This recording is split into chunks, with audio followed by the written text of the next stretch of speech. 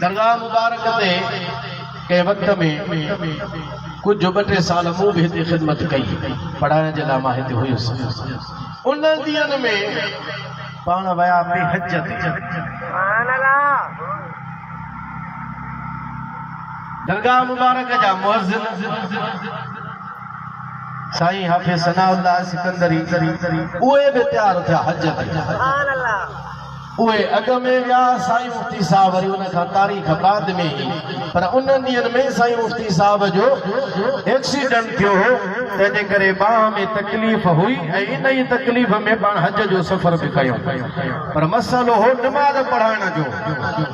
नमाज़ न पे पढ़ाए सघियूं ऐं उन खां सवा हज जो पीरियड जेतिरो बि टाइम लॻे महीनो सवा ज़ाहिर आहे पुठियां नमाज़ इमाम ते ख़िताबत जे लाइ दरगाह मुबारक ते कंहिंखे मुक़ररु कजे। उस्ताद काफ़िया महबूद में हुयुसि। बहरहाल इंतिखाब मुंहिंजे नाले जो थियो ऐं मूं नमाज़ पढ़ाइण शुरू कई।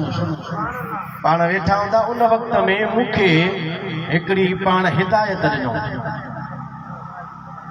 हाणे उहा हिदायत आहे जेका हदीस में मौजूद आहे पर असुल जेका उन में राज़ जी ॻाल्हि हुई उहा बाद में खुली। मां उहा असुल में उहा अर्ज़ु करणु चाहियां थो। पाण मूंखे फरमायो त बाबा जॾहिं नमाज़ पढ़ाइबी ऐं तूं नमाज़ जो पढ़ाई थो त ॿिनि सजदनि जे विच में हिकिड़ो सजदो करे माण्हू मथे ते ईंदो वरी ॿियो सजदो कंदो विच में थींदो आहे थोरो वेहण जंहिंखे जलसो चइबो आहे। इन ॿिनि सजदनि जे विच में जलसे में हिकिड़ी दुआ घुरबी आहे उहा तूं दुआ घुरंदो कर। कहिड़ी? अल्लाहुम्मा ग़फ़िरली वरहमनी वहदिनी वआफ़िनी वरज़ुक़नी। 5 दुआऊं चओ सुभान अल्लाह। अल्लाहुम्मा ग़फ़िरली या अल्लाह मुझे मफ़रत फरमा वरहमनी मुझे रहम फरमा वआफ़िनी मुझे आफ़ियत अता फरमा वहदिनी हिदायत अता फरमा आफ़ियत अता फरमा रिज़्क़ भी अता फरमा। सुभान अल्लाह। पर ॿिन्ही सजदनि जे विच में इहा दुआ घुरंदो रहो। उहो वक़्तु वरी अॼु जो वक़्तु मां कयां थो 27-28 सालनि खां बाद में इहा हदीस में दुआ आहे। मूंखे पाण फरमायो त इहा पढ़ंदो कर पर इन जे पुठियां हिकमत कहिड़ी हुई। एतिरा साल 25, 26, 27 सालनि जो अरसो गुज़री वियो इन तां हिकमत तां पर्दो न खजो ऐं उहो वरी पर्दो कॾहिं खजी वियो संदन विसाल खां पोइ। सुभान अल्लाह। उन जी हक़ीक़त मुंहिंजे अॻियां ज़ाहिर थी। सैयदना अली अल-मुर्तज़ा शेर ख़ुदा खां हिकिड़ो सवाल थियो। तवज्जो अथव? सुभान अल्लाह जो मौला अली खां सवाल थियो क़िबला नमाज़ जे अंदर 4 रकातूं या 2 रकातूं उन्हनि 2 रकातुनि मां हर रकात में क़याम बि हिकु आहे रुकू बि हिकु आहे पर हर रकात में 2 सजदा छो? सुभान अल्लाह। हर रकात में 2 सजदा छाजे करे आहिनि? इन जूं हिकमतूं जवाब तो खोड़ हन।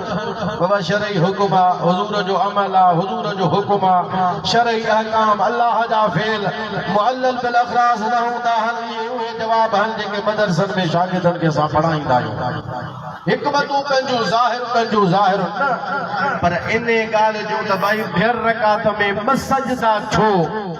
इन जूं कुझु हिकमतूं फ़िक़ह जो हिकिड़ो किताब आहे अल बहर राइक़ून में लिखियल त 2 सजदा छो? उन में जेके ॿियूं हिकमतूं लिखियल आहिनि उन में हिकमत हिकिड़ी उहा बि लिखियल आहे जेका मौला अली साहिल खे जवाब में ॿुधाई। मां उहे ॿियूं नथो हिकमतूं ॿुधायां मां सिर्फ़ उहा हिकमत थो ॿुधायां जेका हज़रत अली साईं उनखे साहिल खे इरशाद फरमाई। साहिल सवाल कयो क़िबला हर रकात में रुकू बि हिकिड़ो आहे क़याम बि हिकिड़ो आहे पर सजदा बि छो हन? सैयदना अली अल-मुर्तज़ा शेर ख़ुदा फरमायो जंहिं वक़्त में अल्लाह जो बानो सजदो कंदो आहे ज़मीन ते सिर पंहिंजो सजदे में रखंदो आहे पेशानी पंहिंजी सजदे में रखंदो आहे आवाज़ ईंदो आहे मिन्हा ख़लक़नाकुम इन मां असां तव्हांखे पैदा कयो आहे जंहिंजे मथां मथो रखी सजदो पियो करे मिन्हा ख़लक़नाकुम असां तव्हांखे इन मां पैदा कयो आहे मथो वरी मथे खणी वेंदो आहे जलसे में उन खां बाद में जॾहिं ॿियो सजदो कंदो आहे वरी उनखे ग़ैबी आवाज़ ॿुधण में ईंदो आहे वफ़ीहा नुईदुकुम वरी इन मिटीअ में असां तव्हांखे मोटाईंदासूं बि पहिरियों सजदो आहे मिन्हा ख़लक़नाकुम जे करे ॿियो सजदो आहे वफ़ीहा नुईदुकुम जे करे पहिरियों सजदो आहे ज़मीन मां तख़लीक़ जे करे ॿियो सजदो आहे ज़मीन में वापस वञण जे करे हू ज़मीन मां तख़लीक़ जे लाइ सजदो हे ज़मीन जे अंदरि वापस वञण जे लाइ सजदो हिकमतूं ॿियूं बि बहर राइक में लिखियल आहिनि पर जेका इहा हिकिड़ी हिकमत हज़रत अली साईं जी बयान थियल आहे मां उहा अर्ज़ कयां थो पर इन खां वधीक अञा लुत्फ़ वारी ॻाल्हि बि आहे पाण फरमायो पहिरियों सजदो मिन्हा ख़लक़नाकुम जे करे ॿियो सजदो वफ़ीहा नुईदुकुम जे करे आहे पर इन ॿिन्ही जे विच में हाणे इहा असल ॻाल्हि मां करणु थो चाहियां जेका उस्ताद मुफ्ती साहब मूंखे ॿुधाई हुई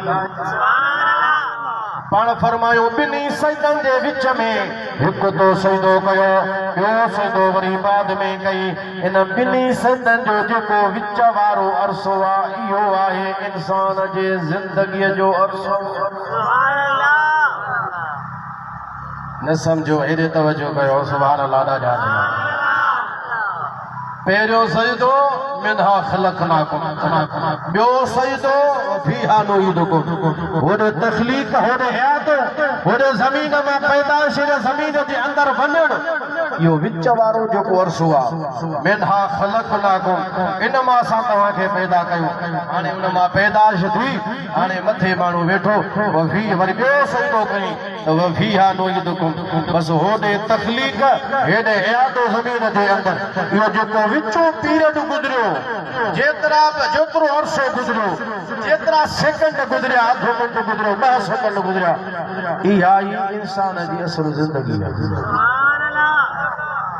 हाणे जेको हिनखे वधाइणो चाहे उहो इहे 5 दुआऊं हुनखे घुरणु घुरिजनि जेको हिन पीरियड खे वधाइणु चाहे असां वटि छा थींदो आहे हिकु सजदो माण्हू ॾिनो अलाह अकबर जी मथे आयो बसि देरी कान सिधो ई कोन थींदो ठक वरी ॿियो सजदो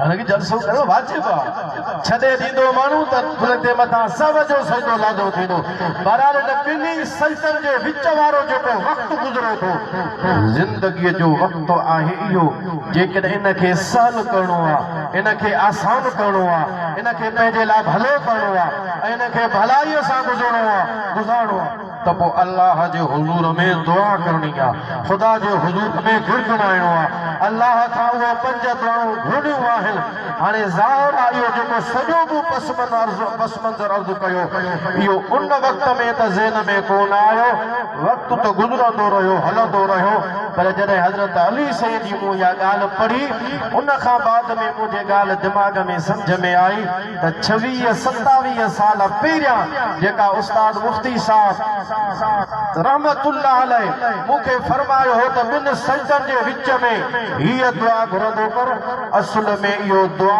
घुरणी बि ही ऐं हज़रत अली साईं जो न ॿुधायल हिकमत जे तरफ़ इशारो